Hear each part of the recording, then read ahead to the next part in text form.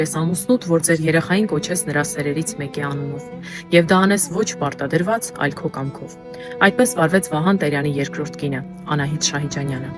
Նրանք հանդիպեցին, երբ Անահիտն ընդամենը 20 տարեկան էր, իսկ Վահանն արդեն հիվանդ։ Բայց ոչ տարիքային տարբերությունը, ոչ էլ մահացու հիվանդությունը չխանգարեցին Անահիտին սիրել այդ մարդուն։ Իմանալով, որ աղջիկը պատրաստվում է ամուսնանալ թոքախտով հիվանդ աղքատ բանաստեղծի հետ, Անահիտի մայրը Դերբենտից գրեց նրան. երիտասարդ կյանքդ մի կործանիր, թող այդ էգոիստին, իմանալով, որ հիվանդ է, ինչ խղճով է ուզում ամուսնանալ քեզ հետ։ Հեռացիր այդ եսասեր մարդուց։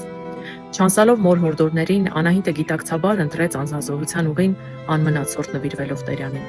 Բայց ցավոք նրանց համատեղ կյանքը շատ կարճ տևեց, եւ ընդամենը 1 տարի անց հայրենիքից հեռու մարեց հայ պոեզիայի ամենապայծառ աստղը։ Հղիության 6-րդ ամսում գտնվող Անահիտը կազմակերպեց Տերյանի թաղումը, իսկ 3 ամիս անց ծնվեց բանաստեղծի միակ ժառանգը, որին մայրը անվանակոչեց Նվարդ, ի պատիվ Տերյանի վաղանցիկ սերերից մեկի՝ Հովհաննես Թումանյանի դուստր Նվարդ Թումանյանի։